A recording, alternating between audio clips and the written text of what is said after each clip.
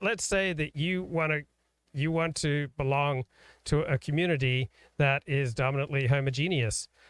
Pretty much the only way you can do that in a big city in America is to either go to a church or a synagogue. That's true. I mean, that it is completely, racially, socially acceptable to go to a church or a synagogue that is 98% white.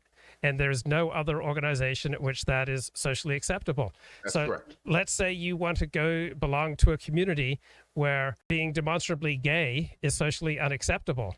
Your only alternative is to go to a church or a synagogue. Let's say you want to belong to a community where just guys get together, right? Pretty much your only option is to go to a church or a synagogue. Let's say you want a community where guys meet regularly just with guys, and that your only choice is a church or a synagogue, or I assume a mosque.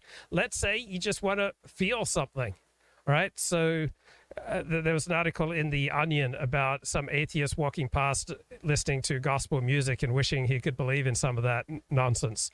Well, I mean, Christianity produces amazing music, amazing art, and amazing feelings. Like, people get a payoff when they go to church. It is meeting their needs for comfort. And so people want to feel alive. So when I was growing up as Seventh-day Adventist, our church services were stodgy.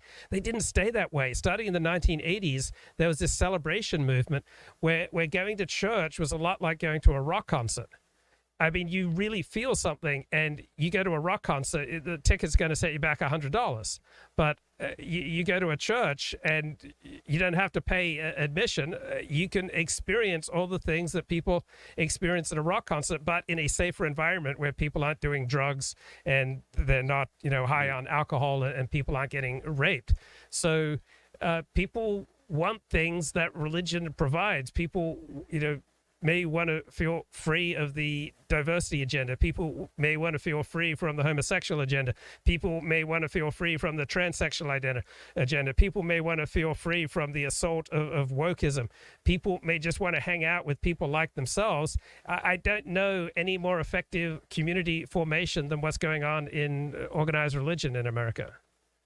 The thing of it is, a lot of what goes on in organized religion in America is not subverting wokeism or promoting homogeneity or anything like that. A lot of churches today promote diversity to a very, shall I say, artificial degree, which is to say they want so much of it that it's not what people would ordinarily see on a day-to-day level based upon what one might call an organic lived experience. And then a lot of these churches are also pushing social justice through Jesus, which they're able to do for the reason I mentioned before. People can bend Christianity to be whatever they want. So it's really something that even a lot of churches today don't provide the refuge you mentioned, even though they certainly used to, by and large. I don't debate that at all. And in large cities today, it's basically your last hope, as you said, to find these more traditional things. And probably would have to be in a church. I live in a community that's quite homogenous, and it definitely is not a religious community. But it's not to say there aren't religious people here, but the community itself is not based upon religion at all. And if guys want to hang out with other guys, they can go to the bar and do so. There are clubs for people to join based upon shared interests. In some cases, something like heritage, something like that.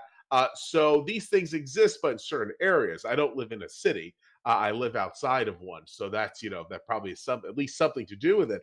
But there are still secular things that are available.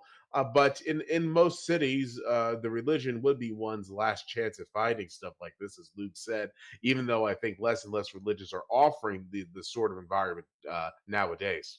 Well, those religions that supported Donald Trump, such as evangelical Christians, Sure. certainly are offering this. I mean, I can go to pretty much any Orthodox synagogue, and it's socially unacceptable to be trans, and it's socially unacceptable to be out as a homosexual. And plenty of Orthodox synagogues I go to are essentially, 100% white. And so if people want that kind of homogeneity and that kind of barriers against wokeism, there are plenty of organized religions that will provide that. So just because there are woke churches and left-wing churches, people are not stuck with only those options. People can choose conservative churches. You don't have to believe anything. Plenty of people go to church and synagogue and do not believe in God. Plenty of people That's go to correct. church and synagogue, have no interest, zip, zero, zilch interest in theology or in anything religious. They go there because they have friends there. They like the community there. Like, where are you going to just walk into a ready-made, manufactured community? So many people I know would be, when they have to fill in that form for emergency contact, they don't really have someone. Many people I know, if they have to get to the hospital, they don't have anyone to give them a ride to the hospital. So many people I know, if they are hospitalized, they don't have any community that comes to visit them. People dying alone in their homes, completely unvisited for weeks at a time. That would not happen if you belong to a church or a synagogue. If I, God forbid, broke my leg right now and had to go to a hospital, people in my religious community would come check on me. They would help me out. If I, fell on hard times, I could turn to people in my community. If you lose a job, you turn to people in your community and you get a job. Many rabbis spend the majority of their time like getting jobs for people, getting apartments for people. So people are much better off going to church rather than going to a bar. Now, there is community in a bar, but generally speaking, if you get together with your fellow Christians or fellow Jews, it's going to be a more elevated experience, less likely to tip you into some dangerous or dysfunctional behavior by participating in organized religion than going to a bar. Now, on the other hand, I absolutely recognize that some people are far better off going to a bar than going to church or a synagogue. It's complicated.